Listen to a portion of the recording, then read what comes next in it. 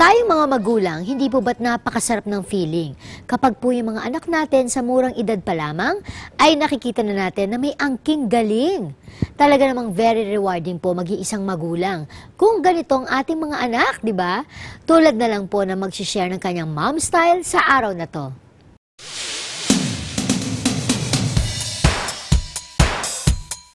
Hi Moments! Ako si Mami Jonah, Mami ni Josh. Na yung anak ko, at the age of 5, marami siyang mga naging achievements. Kaya as a mom, proud na proud ako sa kanya.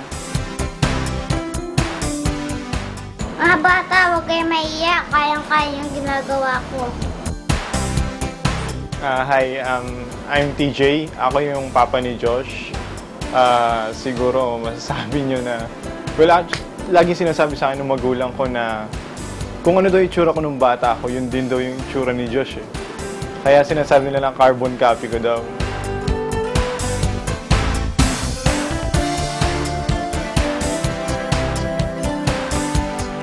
Si Josh, actually yan yung nasa delivery room pa lang ako. Sinasabi na sa akin ng mga nurse, ng mga yung OB ko na, oh, ang gwapo-gwapo, pwede mag-artista. Tapos even pag nasa mall kami, ganyan, sinasabi sa kanya na, uy, ang gwapo-gwapo naman yan, ma'am. Then doon yung first time na sinabi sa amin na, ma'am, baka gusto niyo isali si baby. Kasi bata, mga 3 months pa lang siya nun eh.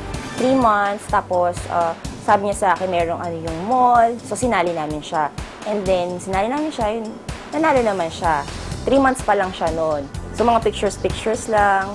Then, and after nun, tuloy-tuloy na yung ano niya doon. Yung pag sali niya sa mga VTR, kasi nga kinukuha siya. Kasi kahit nung baby pa lang siya, medyo cute na talaga. Gwapo na talaga yung bata. Pero ako naman, as a mommy, hindi ko rin naman talaga siya yung, gusto kong maging artista yung anak ko. Kasi sinasabi na gwapo, ganyan, hindi naman sa ganun. Ako naman, kaya ako rin naman siya sinasali, is kasi mag-isa lang siya, wala siyang kalaro dito sa bahay namin. At least, pag nasa labas kami, nabibuild yung self-confidence niya. Tsaka yung nakakapaglaro siya sa ibang bata, ganun. So, si Josh, yung parang masasabi kong first exposure niya talaga is yung kinuha siya sa isang serye as a batang babying Sam Milby. 2 years old pa lang siya noon. Then, after noon, yan, start na, lumalabas-labas sa ibang show. Pwede rin siyang gag show. So, lumalabas-labas na rin siya.